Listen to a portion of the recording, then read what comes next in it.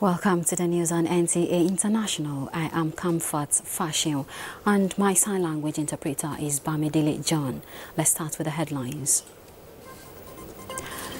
United Nations Security Council renews mandate of peacekeeping force in Central African Republic for 1 year.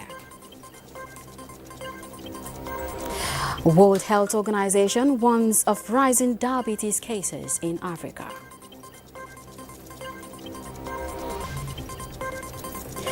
The Senate screens nominees of Federal Character Commission.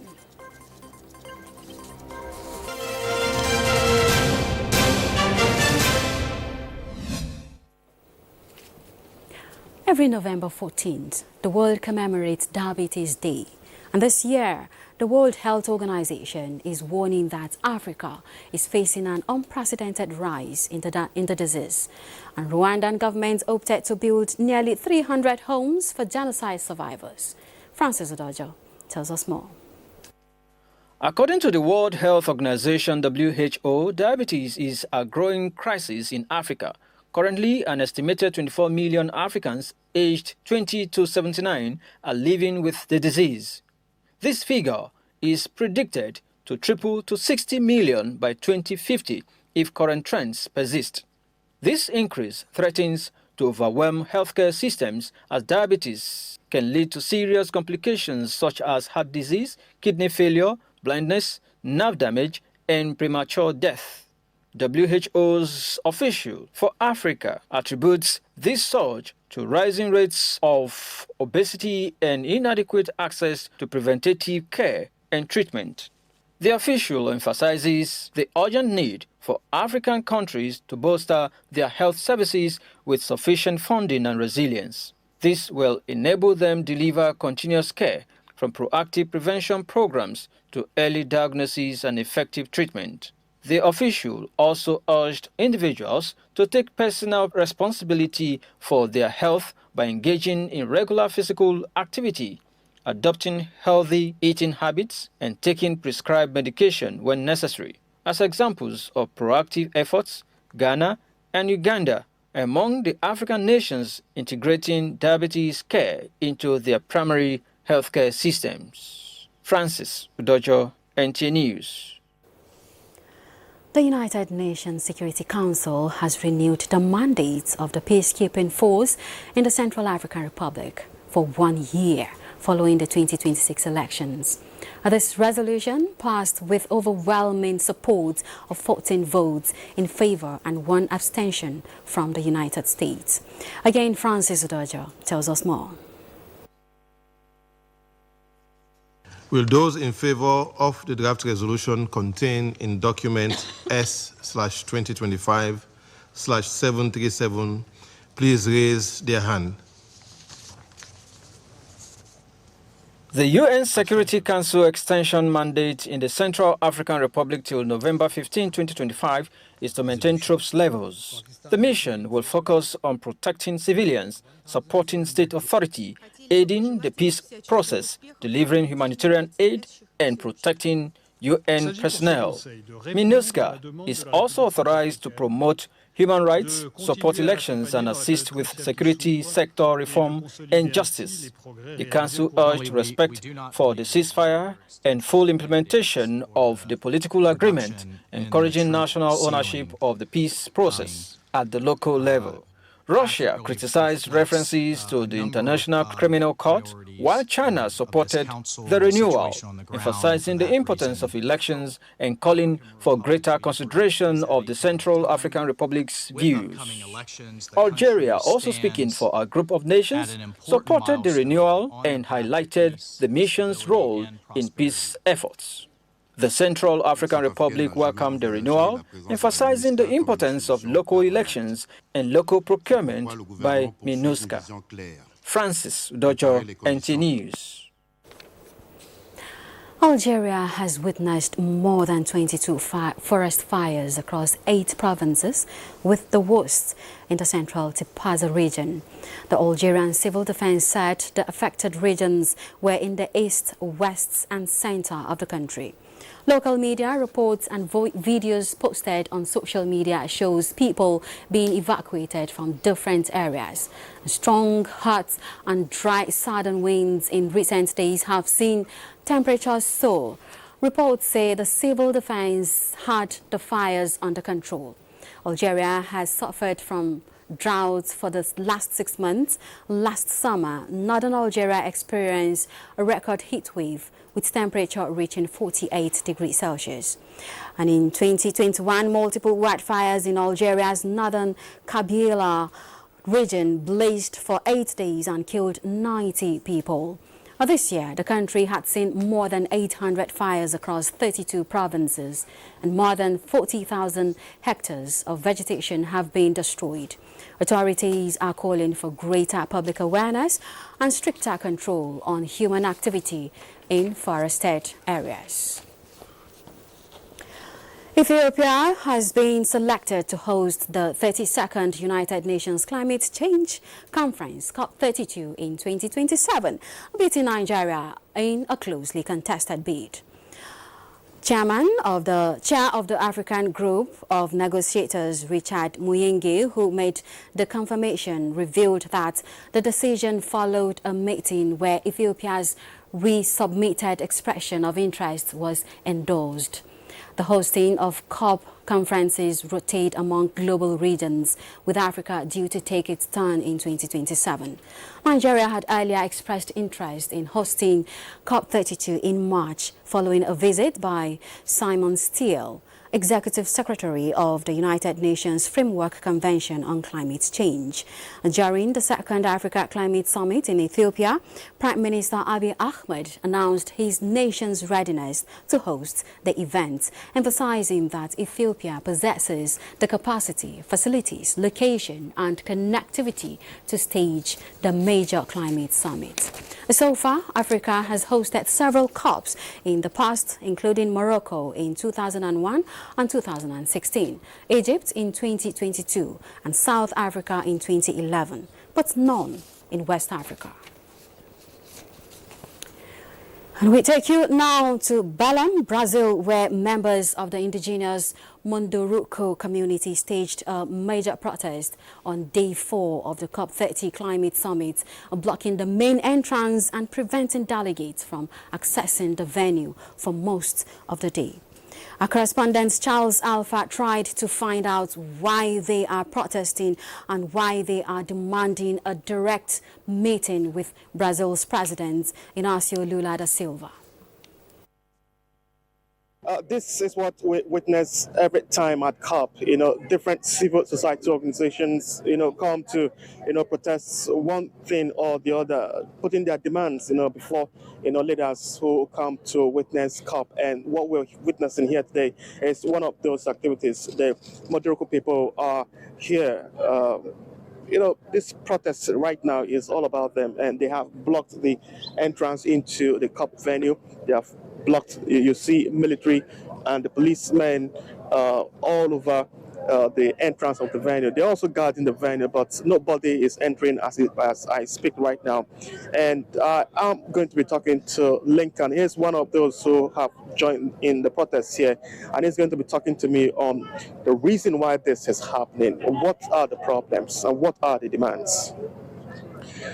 Lincoln, please, please, can you tell us what exactly is happening here? Today, the Munduruku people are in front of Blue Zone to protest because they are very impacted by infrastructure projects in garimpo and mineration, and they don't have a good dialogue with the public statement. And they came to here to demand an emergency meeting with the president of Brazil, Luiz Inácio Lula da Silva, to talk about the problems and to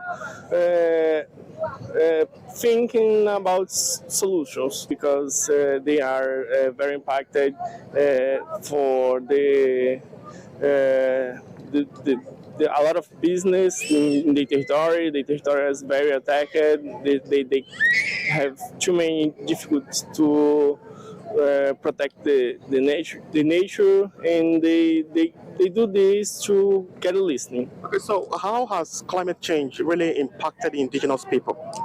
The climate change impacted that the quality of the water, the quality of the temperature, in the indigenous lands are very hot, but that's not happening usually, and are a lot of impacts that it's happening. Okay, all right. Thank you very much, Lincoln.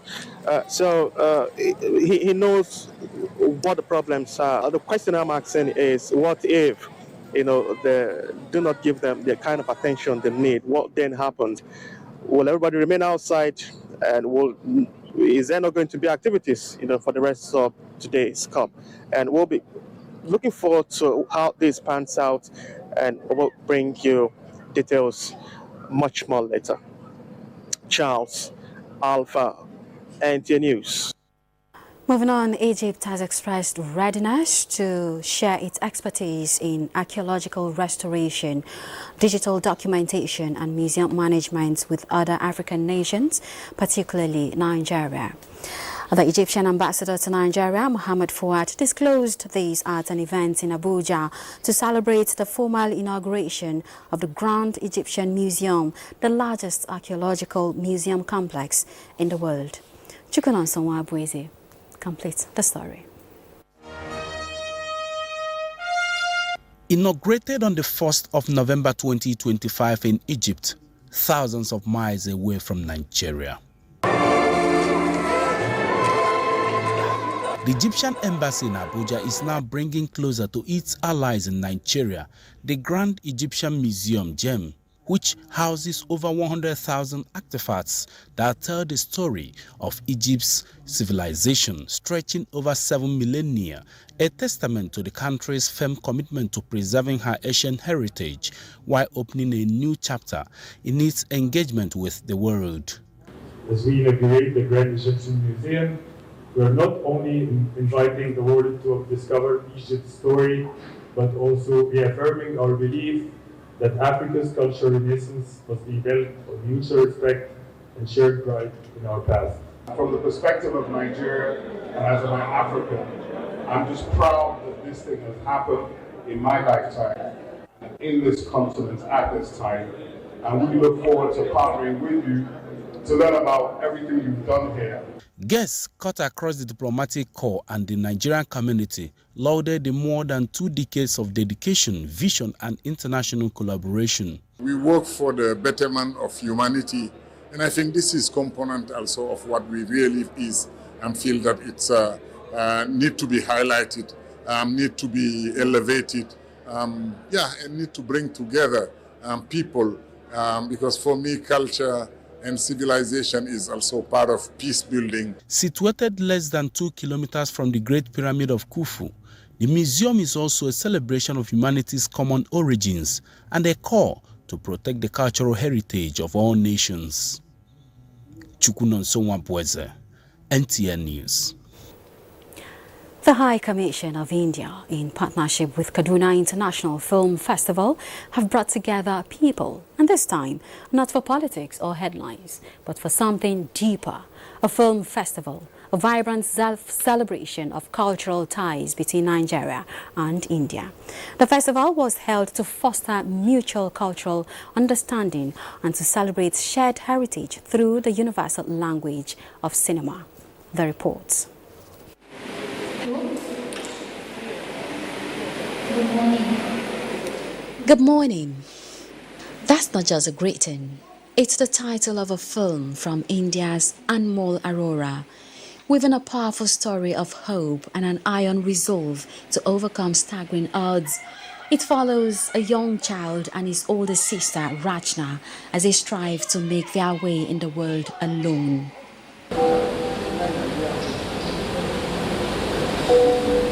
And from Nigeria, not so long later, a film by Chima Igbokwe. It tells a story of a young woman's resilience and her fierce determination to beat the odds and forge a new path in life. These are 2 movies, one sunrise, one story, celebrating the rich cultural heritage and the need for collaboration, which also resonated with the theme of the film festival, celebration of our rich cultural heritage and the need for diplomatic cooperation. Movies are indeed a powerful medium of presenting cultural and traditional heritage, strengthening cultural relations, forging people-to-people connect, and understanding each other beyond all barriers and fusions of culture. I believe that the arts of filmmaking is one aspect that can play a role in promoting peace, global understanding, unity and love among people of all races, social background and of all nations. A more vibrant, collaborative and internationally connected film industry will create more job opportunities across the entire value chain. The event is not just a film festival, it is a bridge built frame by frame through the art of cinema. It is a place where Nigeria and India stand side by side, not a stranger, but asking comfort. You're watching the news on NT International. Let's take a short break. We'll be back. The United States has declared the discontinuation of penny production and its status as legal tender. The coin has been in circulation for 232 years. Musa Babaliu tells us more. The penny, also known as the 1-cent coin, is part of the United States currency with a value of $0.01. The coin has been in existence for the past 232 years, dating back to the Coinage Act of 1792. President Donald Trump's economic policy called for a review of the coin's value and the cost of producing the copper-plated zinc currency. It was discovered that the cost of producing 1 penny was nearly 4 times its value. In February 2025, President Trump ordered Treasury Secretary Scott Bessent to stop making new ones. The Treasury Secretary personally minted the final coin at the Philadelphia Mint, making the official end of general production for the denomination. The penny remains legal tender with an estimated 300 billion coins still in circulation, ensuring availability for everyday transactions.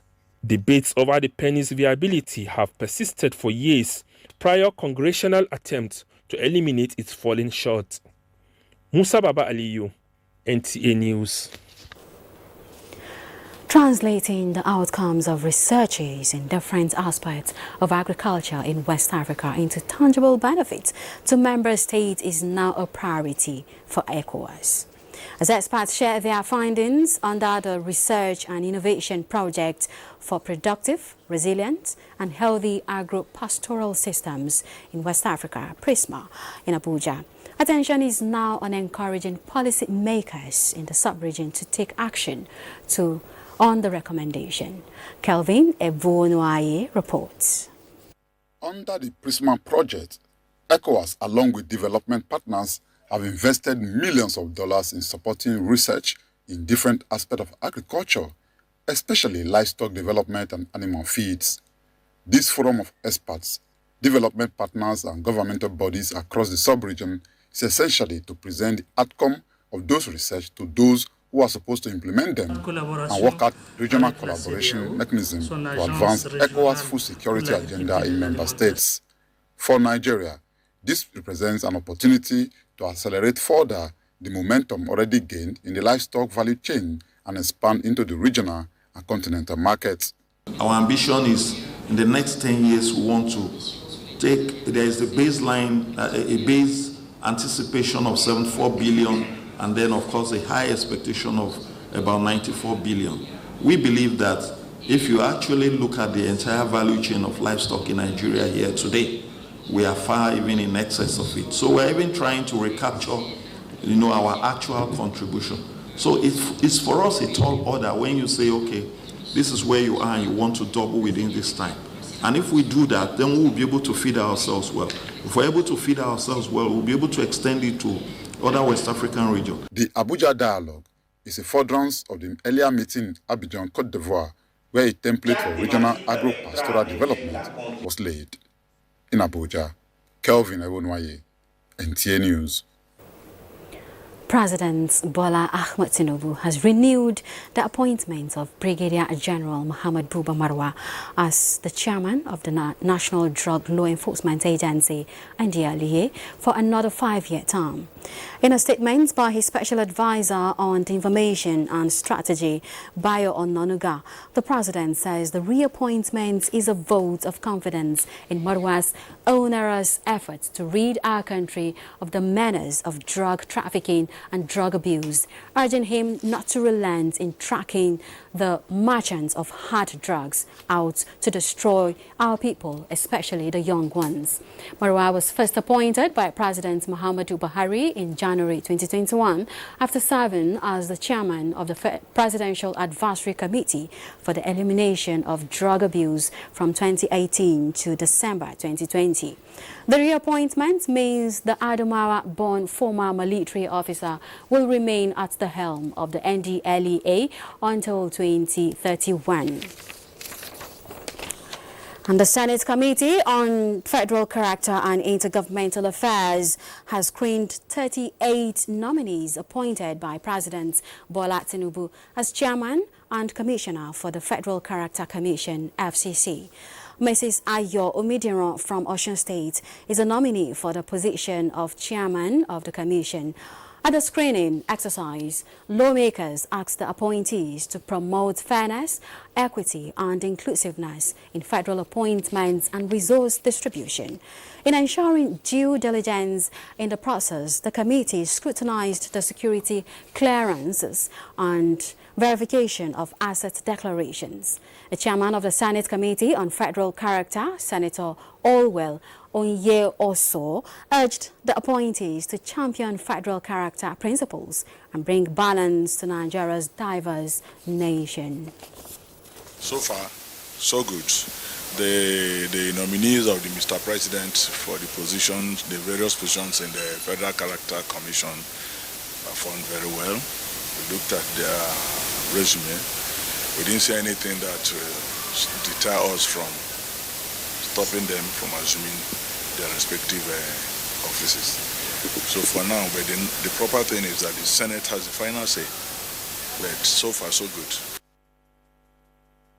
The House of Representatives Committee on University Education continues its oversight in the South-South, cautioning federal universities' management to always follow due process in spending internally generated revenue and recruitment process. National Assembly correspondent Muhammad Rabiu Ali reports that the committee commended compliance in the Federal University of Petroleum Resources, Efurun, Delta State. The issue of internally generated revenue and spending without appropriation remains a problem in many of the federal universities visited. There are some transpositions in your transactions that could be called error, I believe, because error is just a mistake that can be fixed. And whenever it cannot be fixed, that means it's intentional. The appropriation is there. You prepare your voucher.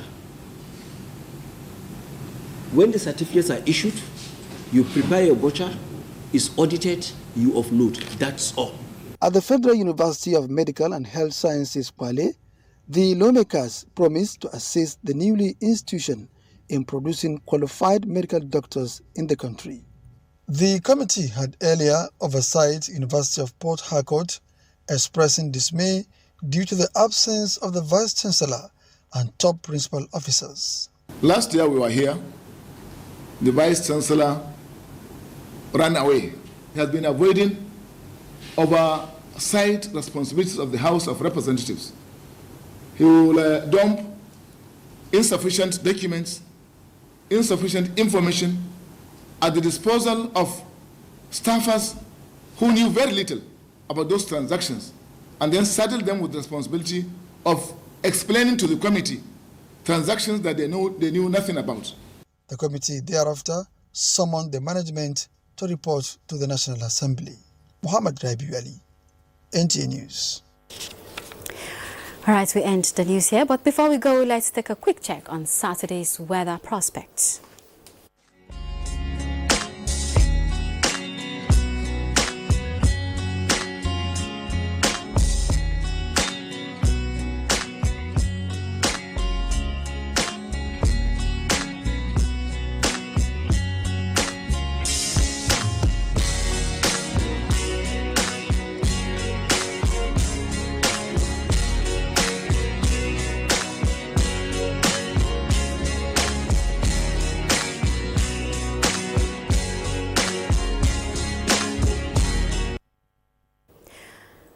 Thank you for being part of the news. I am Comfort Fashion, and my sign language interpreter has been Bamidele John.